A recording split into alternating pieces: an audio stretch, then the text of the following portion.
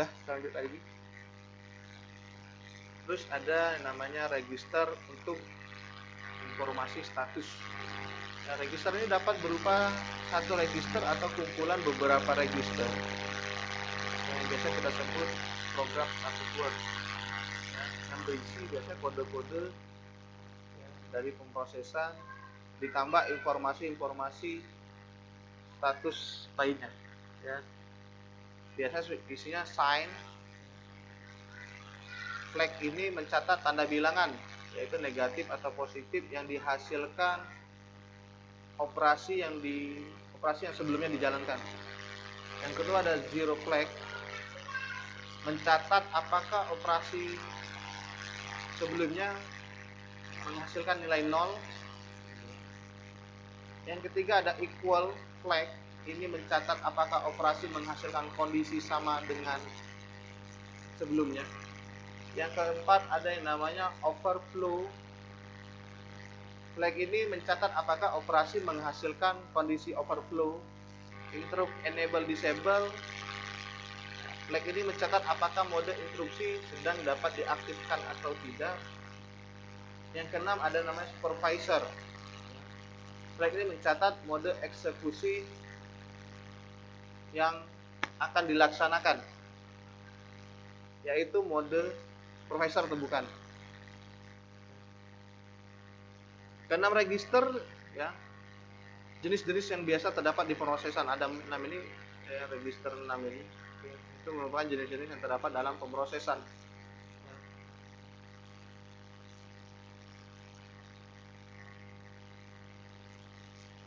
Terus selanjutnya setelah register ada yang namanya memori.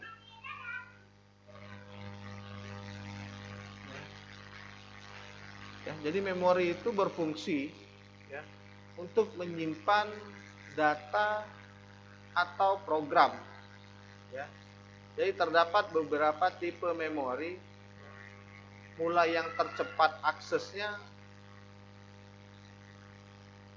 sampai yang terlambat. Jadi register itu dari yang paling cepat dan yang paling terlambat. Kalau kita lihat tabel satu-satu hierarki memori, yang paling lambat itu magnetic tape. Magnetic tape itu apa sebetulnya? Kaset. Ya, kaset. Kaset-kaset zaman dulu. Kalau sekarang sudah nggak ada lagi kayaknya. Kalaupun ada, orang-orang yang zaman dahulu, ya, tokonya ada sih di salah satu mall kita di Basuki Rahmat, itu masih ada yang jual walaupun harganya mahal. Ya, itu bukan lagi bagian dari komputer, itu bagian dari koleksi. Ya, tapi untuk jenis memorinya itu yang paling lambat. Kenapa paling lambat? Karena ya itu yang ada terdahulu itu cuman adanya itu, gitu ya. Yang kedua ada magnetic disk, CD, gitu ya. Ada disk cache, ya. Main memory, ya. Cache memory, yang terakhir register. Ya, jadi register ini yang paling cepat dalam melakukan proses simpan data, ya.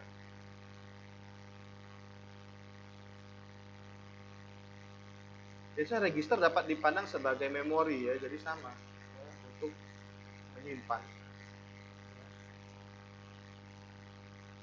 Jadi kalau dari tabel di atas itu kita bisa lihat hubungan-hubungannya, ya.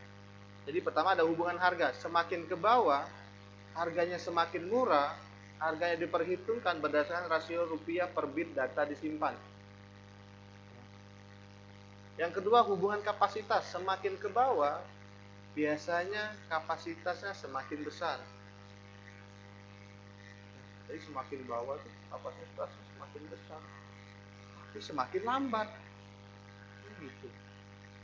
Yang ketiga hubungan kecepatan akses. Jadi semakin ke bawah, gitu ya, kecepatannya semakin lambat. Kenapa? Karena kapasitasnya semakin besar, gitu. Jadi kalau dia sudah besar, lambat, gitu ya. Terus yang keempat, hubungan frekuensi pengaksesan. Semakin ke bawah, semakin rendah frekuensi pengaksesannya. Kayak tip itu udah nggak ada lagi. Flash disk paling sekarangnya flash disk lah kita sebutnya. semakin besar tempat simpenannya itu akan semakin lambat dibandingkan dengan yang ada di register, ya. Jadi register itu akan lebih cepat, ya.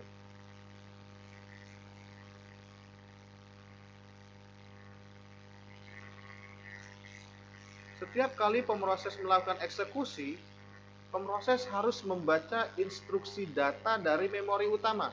Dia akan membaca instruksi yang ada di memori utama itu apa sih? Nah, gitu, ya. Agar eksekusi dapat dilakukan secara cepat, maka harus diusahakan instruksi dan data yang akan diperuntukkan eksekusi tersedia memori yang berkecepatan akses lebih tinggi. Jadi kalau kita pengen sesuatu yang cepat, ya berarti misalnya kita harus beli komputer yang lebih mahal, gitu ya. Supaya apa? Jangan sampai nanti kan kita sering ya, gitu. Kalau kita ingin membeli sesuatu supaya cepat apa? Memorinya berapa giga, Pak? Kan gitu ya. Kurang ditambah misalnya. Kalau PC kan gitu ya. Kan kalau laptop kan gitu. Kalau handphone lah. Handphone kalau kita pengen beli handphone kan kita tanya. Ya selain kamera ya, kita akan bertanya kapasitas penyimpanannya berapa.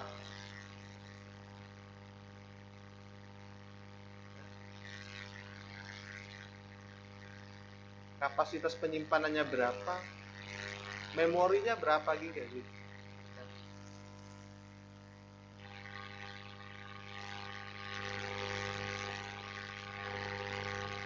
Jadi kalau memorinya semakin tinggi,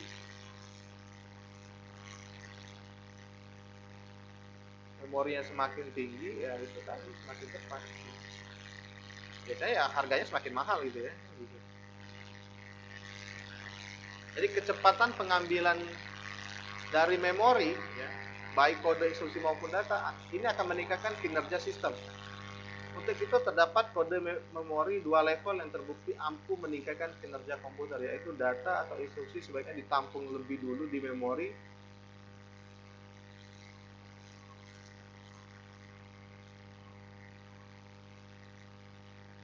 berkecepatan akses lebih tinggi.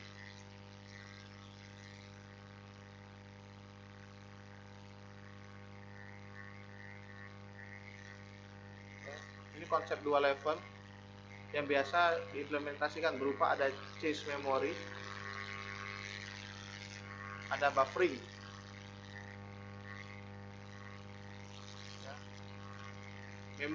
Cache memory adalah memori di antara memori utama dan register pemrosesan. Memori ini berkapasitas yang terbatas, berkecepatan tinggi, berharga lebih mahal dibandingkan memori utama. Dengan adanya cache memory, pemrosesan tidak langsung mengacu memori utama, tapi mengacu dalam cache memory yang berkecepatan akses lebih tinggi.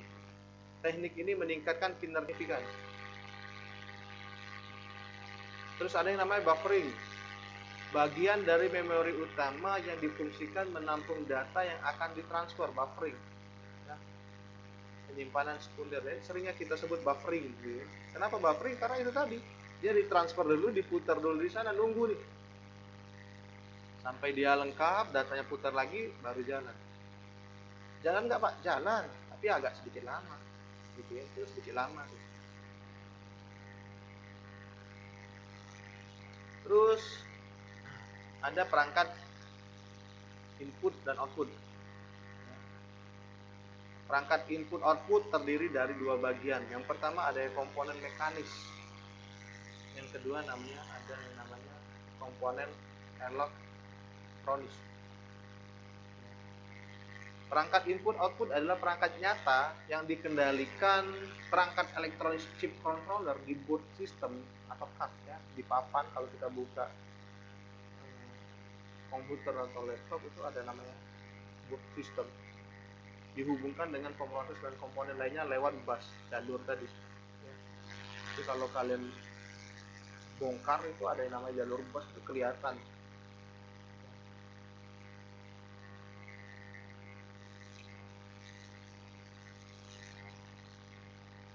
Register-register ini akan diacu sebagai port-port, gitu ya.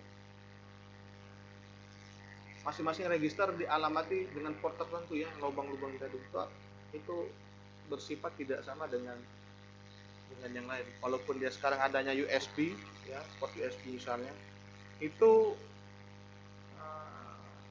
dia mempunyai yang namanya tadi kita sebut kernel, itu membaca ini identifikasinya sebagai apa.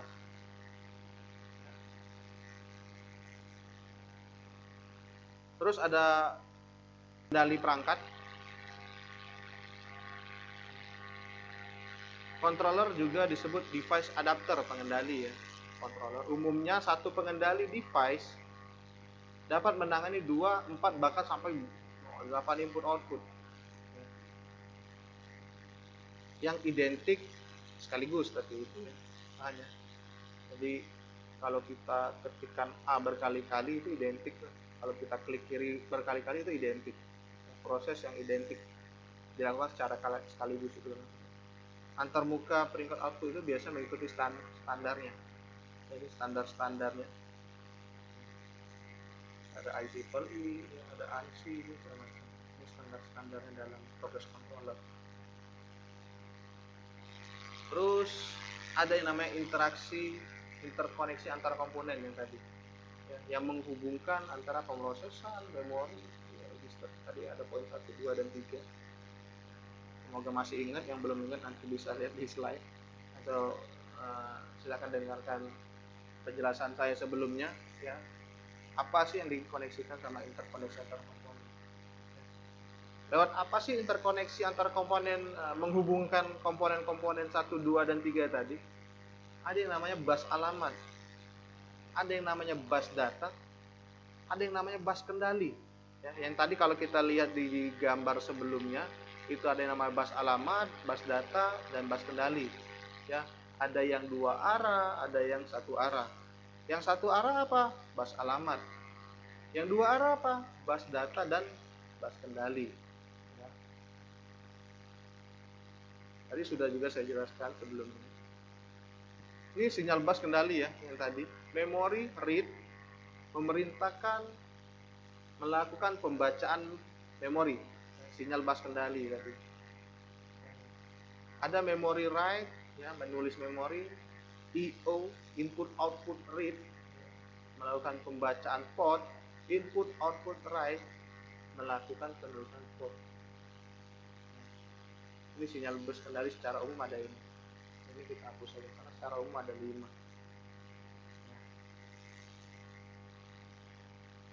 Terus ada mekanisme pembacaan yang tadi ya. CPU alamat memori yang dikehendaki ada MAR ya. Semoga masih ingat kepanjangan MAR apa. Ada MBR, kepanjangannya masih ingat siapa ya. Melalui bus alamat ya. Kemudian mengirimkan sinyal memori read ini ya, memori read pada bus kendali. Bus kendali tadi itu yang 2 arah tadi. Sinyal memori read memerintahkan ke perangkat memori untuk mengeluarkan data pada lokasi tersebut ke bus data agar dibaca CPU. Itulah proses yang terjadi. Jadi ketika kita input, dia akan dikirimkan memori lewat jalur-jalur bus tadi. Hasilnya yang keluar di output. Aku 1 tambah 1, 2. Itu hasilnya. Tapi proses yang terjadi lah seperti itu gitu.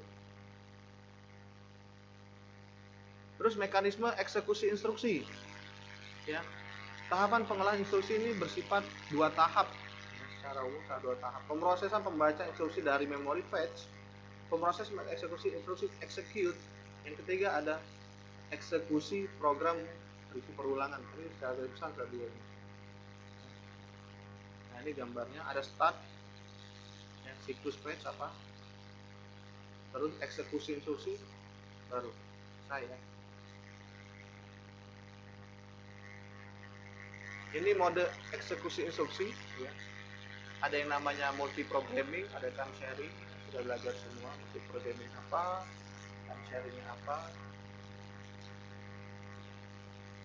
Terus ada mode pemakaian dan mode sistem. Ini juga sudah dijelaskan sebelumnya, ada mode sistem, kendali, supervisor, kernel, dan ini sekian pertemuan pertama kita di data sistem operasi. Ya, jika ada yang kurang jelas atau kurang paham, kita bisa melakukan diskusinya, baik itu melalui WA, grup WA, atau melalui online, itu baik itu Zoom nantinya atau Google Meet, atau melalui forum yang ada di SPON. Ya, kita bisa lakukan diskusinya, tanya jawabnya di sana bisa. atau mungkin nanti ketika videonya saya upload mungkin bisa diberikan komentar ketika ada hal-hal yang kurang paham atau kurang jelas kita tanyakan di sana. Ya. Demikian perkuliahan kita pertemuan pertama ya, lebih dan kurang saya mohon maaf ya kepada teman-teman, semoga bisa tetap dipelajari, semoga bisa tetap diikuti. Ya. Mungkin banyak kekurangan dari segi penjelasan, dari segi materi yang disampaikan. Mungkin kita nanti bisa berdiskusi untuk tanya jawab secara bersama-sama. Nanti kita akan bahas secara bersama-sama, kita sama-sama belajar. Ya, kita tidak menutup kemungkinan untuk bertukar informasi, bertukar pikiran. Ya, jadi jangan takut untuk Pak, Bapak salah menjelaskan ini ya. Kita santai saja, jangan kaku. Kalau saya jangan kaku, kita akan bahas secara bersama-sama. Ketika saya salah menjelaskan, saya akan mencoba mengklarifikasinya bagaimana penjelasan yang benar.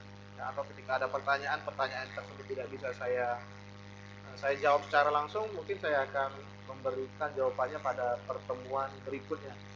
Ya, ya lebih dan kurang saya terima kasih. Assalamualaikum warahmatullahi wabarakatuh. Selamat siang ya.